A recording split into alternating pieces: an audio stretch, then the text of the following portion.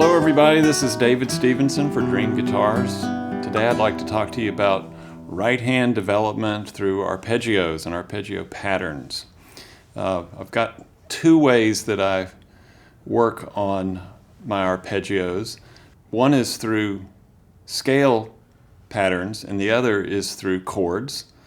And also, just to sort of organize the work, I divide arpeggios into 3-note or 3-finger patterns, 4-note patterns. There's a couple of 6-note patterns and an 8-note pattern.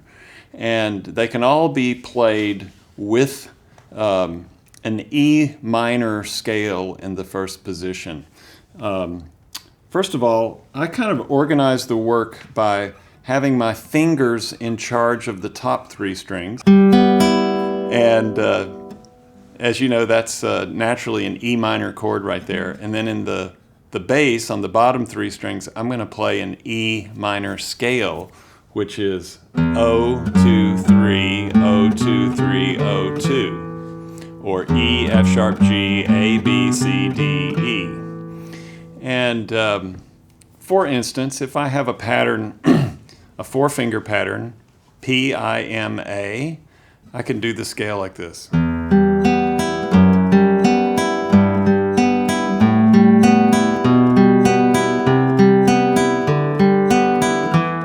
then in reverse.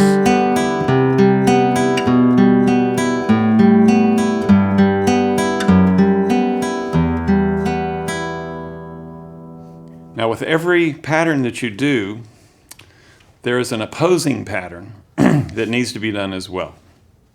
So the opposing pattern of PIMA I have as PIAM. So that's going to be.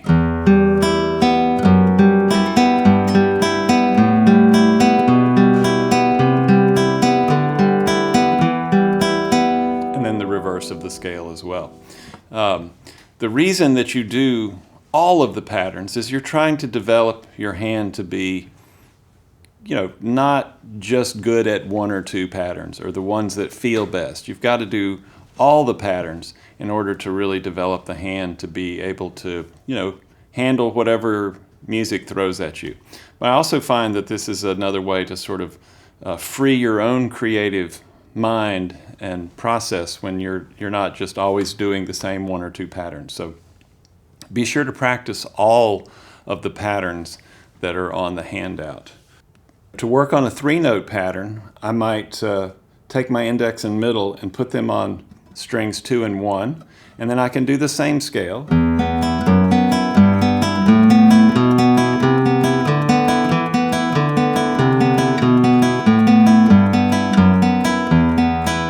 of course, this pattern also has an opposing pattern, which would be PMI.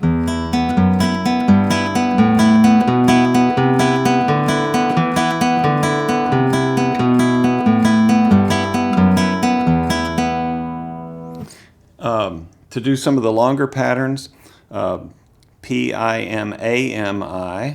which is a sort of a big wave pattern, up and back.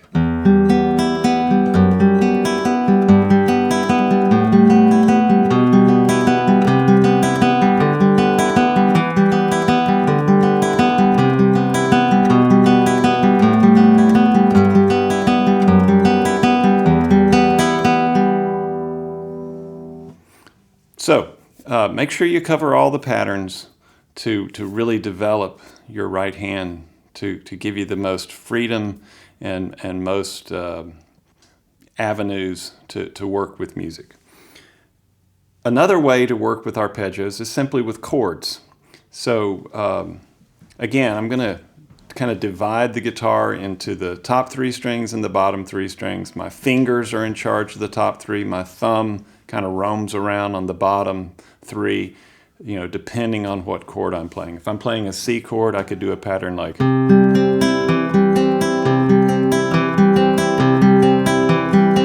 Where my thumb is exchanging strings in the bass, but my fingers just stay in the same place. I maybe switch to a G chord and I can do 3 bass note strings.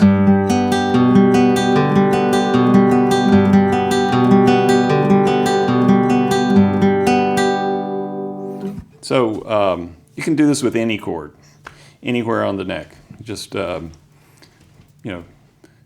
making sure you get all the patterns covered, because that's how you're going to develop your hand to give you the most options.